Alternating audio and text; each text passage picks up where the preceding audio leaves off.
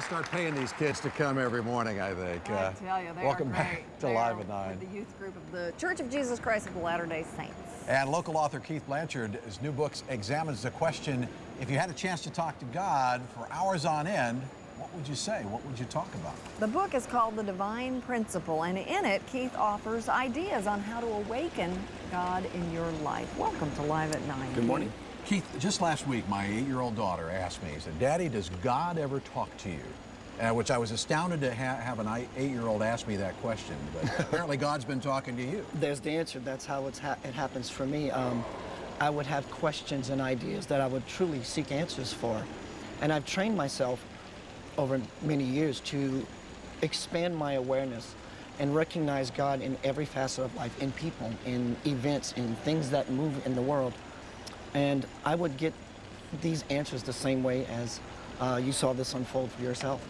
It's been a long journey, but I'm still seeking more answers through questioning, and still on that path of wanting all the information I can get to do my part to become an active participant in making this a better world. Well, did you grow up in a very structured religious setting and then start questioning, or how did this all come about for you? I grew up Catholic. I remember... That answers that question. I grew up Catholic too. So I remember being 8, 9 years old, being an altar boy. And I was that for quite a few years. And then as I moved into the teenage years, I went to a seminary school. And I was seriously thinking of becoming a Catholic priest. And my father introduced me to the electric guitar, so I started pursuing that lifestyle, putting the spiritual path aside for a while. And then some years forth, I found myself in a relationship that was going sour. And once the relationship dissolved, I found myself in this very dark place. And so I began to seek something, seeking peace, and I didn't know how I was going to find that. And it wasn't until recently I realized that God was missing. And so I find myself begin to sing this prayer out loud even. I need to hear your voice. I need to hear your voice. This went on for days, weeks. But I don't think it's the length of time of me praying this prayer. I think it's the sincerity and the passion I really had in that asking. And one morning that became actualized. I was awakened by a voice, assuming that it was my wife at the time, or a friend of mine who came in the house to awaken me and tease me for being so lazy and sleeping in. And there was no one there. So I lay back in the bed with the intention of going back to sleep. what did the voice say? Good morning, Keith. It's time for you to awake. And not only did it mean wake up out of your sleep, it meant out of your human, spiritual sleep. And so the voice threw me back on the bed, my eyes closed, and I found myself standing in this presence, this vibratory energy, this light that I only can say is God. People have asked me the question, how do you know it was God? Well, for me, the question becomes, how can you not know? And so this sound was not only an audible thought, but it permeated every fiber of the entire room. I mean, I was aware of the molecule in the wall and its purpose.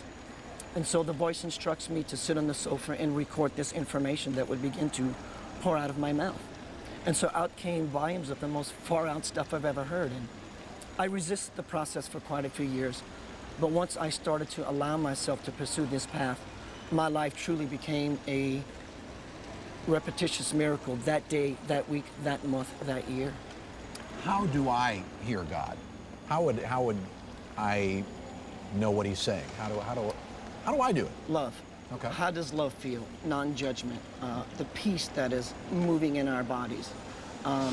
Just recognizing it as the goodness that's throughout the world. I mean, the book talks about this heaven on earth existence being our future event. But heaven is here now. It's just that our perceptions, our fears, our judgments, the wars, the things that we do as humans, it blinds us from seeing that experience in people. And I think that's one of the biggest problems we have as a world. I would imagine a lot of people not reject is not the right word, but kind of be uncomfortable and go, okay. Do you get that a lot? And how do you respond to that? Sometimes I do get that. And for me, that is fear. If God is love in its totality, my journey is to remove these fear-based attributes, be it jealousy, anger, hate, judgment. And once I remove this dark stuff from myself, I make myself available inside for the qualities of divinity to pour in. Love, peace, truth, balance, healing, non-judgment. And then we become the active participants of that very thing of making that happen. So the fear, it's just a block. So where can we get the book? Any of the local bookstores around town, Barnes & Nobles, Davis Kid, Bookstore, Unity Church. And there is a book signing July 16th at Barnes & Noble, in fact, in the Wolf Chase area. Go to thedivineprinciple.com for more information on Keith and the book. Thank you. Thank you very much. It's a pleasure to